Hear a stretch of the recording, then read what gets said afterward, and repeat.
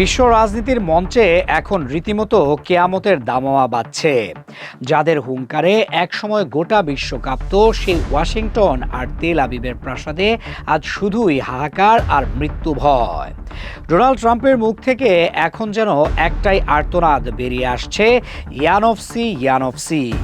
বিশ্বজুড়ে দাদাগিরি দেখানো মিত্ররা আজ ইতিহাসের সবচেয়ে বড় একাকিত্বের মুখে দাঁড়িয়ে খাবি খাচ্ছে। যুদ্ধের ময়দানে চরম নাকানি চুবানি খাওয়ার পর মার্কিন প্রশাসন এখন চারদিকে শুধুই অন্ধকার দেখছে। যে ইউরোপকে এতদিন যুক্তরাষ্ট্রের হাতের পুতুল মনে করা হতো, তারাই আজ চরম বিপদের দিনে ওয়াশিংটনের মুখের ওপর সজোরে দরজা আটকে দিয়েছে। যুক্তরাজ্যের প্রধানমন্ত্রী কিয়ার স্টারমার তো জানিয়ে দিয়েছেন, এই যুদ্ধ তাদের নয় এবং কোনোভাবেই ইরানে ব্রিটিশ সৈন্য পাঠানো হবে না।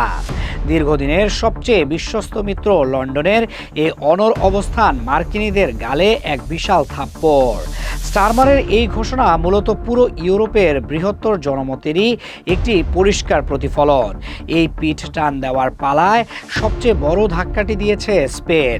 দেশটির প্রতিরক্ষামন্ত্রী মার্গারিতা রোবলেস সাফ জানিয়ে দিয়েছেন, ইরানে হামলার জন্য যুক্তরাষ্ট্রের কোনো সামরিক বিমান স্পেনের আকাশসীমা ব্যবহার করতে পারবে না। স্পেনের প্রধানমন্ত্রী পেদ্রো সানচেজ শুরু থেকেই এই মার্কিন আগ্রাসনের চরম বিরোধী ছিলেন। স্প্যানিশ ঘাঁটি এবং আকাশপথ পুরোপুরি বন্ধ হয়ে যাওয়ায় মার্কিন বাহিনীকে এখন মধ্যপ্রাচ্যে পৌঁছাতে দীর্ঘ এবং চরম ঝুঁকিপূর্ণ পথ পাড়ি দিতে হচ্ছে। এর ফলে তাদের সামরিক জ্বালানি খরচ যেমন আকাশ ছুঁয়েছে, তেমনি আক্রমণের গতি ও কার্যকারিতা মুখ থুবড়ে পড়েছে। মিত্রদের এই অসহযোগিতার চেয়েও বড় সর্বনাশ ঘটে গেছে সরাসরি যুদ্ধক্ষেত্রে। সৌদি আরবের প্রিন্স সুলতান বিমান ঘাঁটিতে যা ঘটেছে তা মার্কিন সামরিক দম্ভের কফিনে শেষ পেরেক ঠুকে দিয়েছে।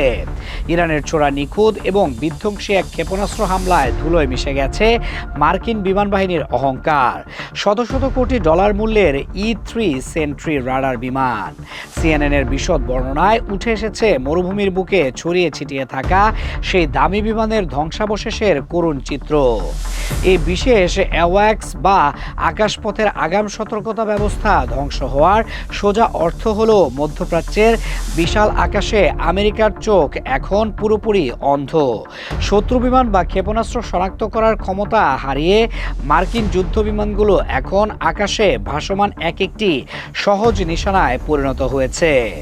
এটি কেবল একটি বিমান ধ্বংসের ঘটনা নয়, এটি সমগ্র মার্কিন প্রতিরক্ষা এবং নজরদারি ব্যবস্থার এক বিশাল ও চূড়ান্ত পতনের শুরু।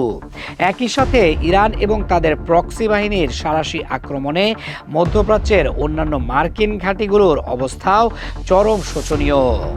সংযুক্ত আরব আমিরাত এবং বাহরাইনের তথাকথিত আধুনিক আকাশ প্রতিরক্ষা ব্যবস্থা সম্পূর্ণ অচল হওয়ার পথে। মাত্র 24 ঘন্টার ব্যবধানে আমিরাতকে 38টি ক্ষেপণাস্ত্র এবং ড্রোন প্রতিহত করতে গিয়ে রীতিমতো ঘাম ঝরাতে হয়েছে।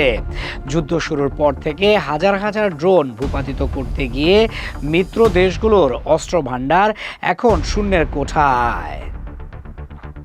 ইরানের পাঠানো নামমাত্র মূল্যের এক একটি ড্রোন ধ্বংস করতে লাখ লাখ ডলারের ইন্টারসেপ্টর খরচ করতে গিয়ে মার্কিন মিত্রদের অর্থনীতিতে বিশাল ধস নেমেছে।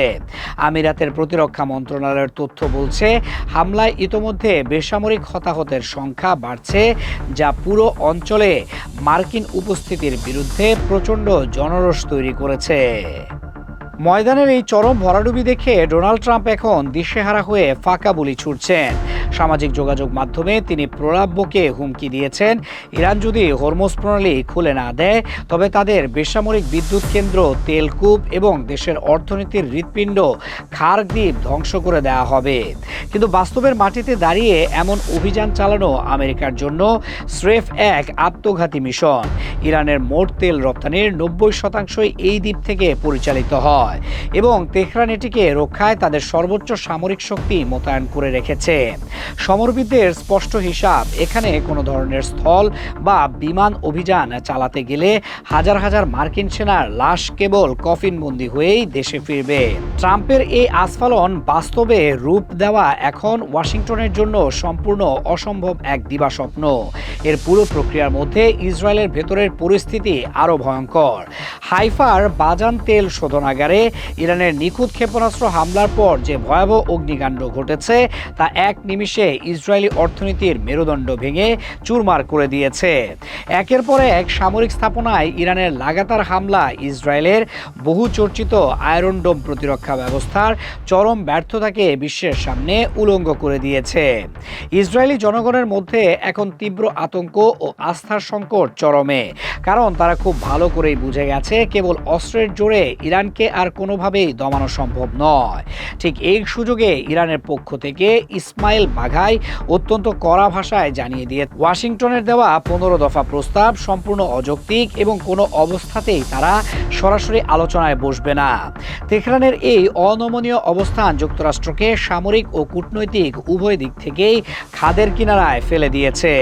নিজের ঘরের আগুনে যখন ট্রাম্পের মসনদ টলমল করছে, তখন ইরানের প্রেসিডেন্ট মাসুদ পেজেশকিয়ান তাকে চরম উপহাস করতে ছাড়েননি। যুক্তরাষ্ট্রের রাজপথে এখন নো কিংস স্লোগানে হাজার হাজার মানুষ বিক্ষোভ করছে। মার্কিন সমাজ তাদের সরকারের ইসরায়েলপন্থী নীতি এবং মধ্যপ্রাচ্যে সাধারণ জনগণের ট্যাক্সের টাকা অপচয়ের বিরুদ্ধে ফুঁসে উঠেছে। পেজেশকিয়ান এই বিষয়টিকে সামনে এনে ট্রাম্পকে কড়া ভাষায় স্মরণ করিয়ে দিয়েছেন অন্যের দেশে নাক না গলিয়ে নিজের দেশের অভ্যন্তরীণ অস্থিরতা সামলাতে। ওদিকে ট্রাম্প তার আসল সাম্রাজ্যবাদী চেহারা প্রকাশ করে স্বীকার করেছেন তিনি ভেনেজুয়েলার মতো ইরানের তেল সম্পদ দখল করে মার্কিন নিয়ন্ত্রণে নিতে চান, কিন্তু তার এই অতি লোভ বিশ্ববাজারে তেলের দামকে আকাশচুম্বী করে তুলেছে, যার সবচেয়ে বড় নেতিবাচক প্রভাব পড়ছে খোদ আমেরিকার সাধারণ মানুষের গলাতে। আন্তর্জাতিক তেলের বাজারে ব্রেন্ট ক্রুডের দাম ব্যারেল প্রতি $116 ছাড়িয়ে গেছে, যা বিশ্ব অর্থনীতিতে এক ভয়াবহ মন্দা ডেকে আনছে। হরমুজ প্রণালী বন্ধ করে দিয়ে ইরান বিশ্ববাজারের টুটি চেপে ধরেছে।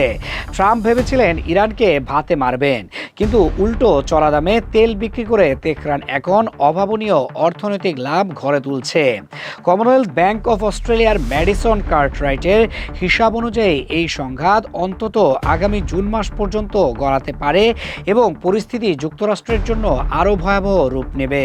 ইরান যে এই যুদ্ধে একতরফা আধিপত্য বিস্তার করেছে তার সবচেয়ে বড় প্রমাণ তেহরানের সামরিক কর্তাদের আপোষহীন হুঙ্কার, যা পশ্চিমা বিশ্বের রাতের ঘুম হারাম করে দিয়েছে।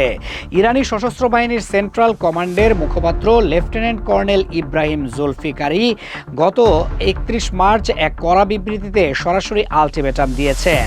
তিনি পরিষ্কার জানিয়ে দিয়েছেন ইরানের উপর আক্রমণকারী যে কোনো আগ্রাসীর পা এই জাতি এবং সশস্ত্র বাহিনী সমূলে কেটে ফেলবে।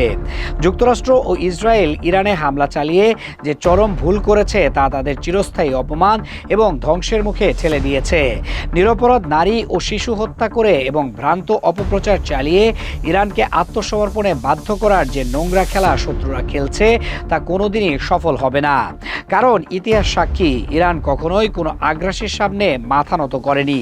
হরমুজ প্রণালী পুনরায় খোলার জন্য শত্রুরা যে মরিয়া চেষ্টা চালাচ্ছে তা নিয়ে লেফটেন্যান্ট কর্নেল জুলফিকারি অত্যন্ত কড়া ভাষায় বলছেন এই প্রণালী শত্রুদের জন্য চিরতরে বন্ধ করা হয়েছে এবং তারা এই প্রণালী খোলার ইচ্ছা চিরদিনের জন্য নিজেদের কবরে নিয়ে যাবে। ইরানের পররাষ্ট্রমন্ত্রীও অত্যন্ত স্পষ্ট করে বিশ্বকে মনে করিয়ে দিয়েছেন ইরানিরা নিরীহ ও নিরস্ত্র ফিলিস্তিনি নয় যে তাদের উপর নির্বিচারে হামলা চালানো যাবে।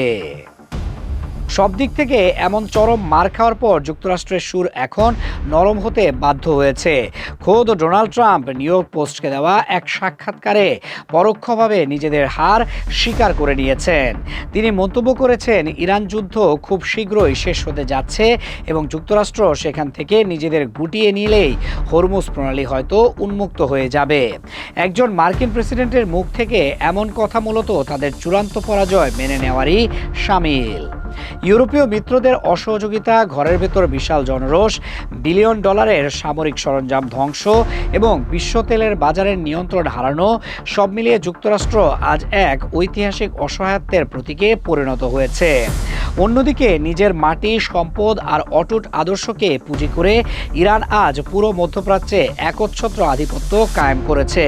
সব সমীকরণ এবং ময়দানের বাস্তব চিত্র বলছে সাম্রাজ্যবাদের পতন ঘটিয়ে বিশ্ব ইতিহাসের অন্যতম সেরা ও অবিস্মরণীয় এক বিজয় ছিনিয়ে নিতে যাচ্ছে তেহরান। 21 শতকের এই উত্তাল মরুভূমিতে পরাশক্তির দম্ভ চূর্ণ করে এক নতুন শক্তির উত্থান এখন কেবল সময়ের ব্যাপার।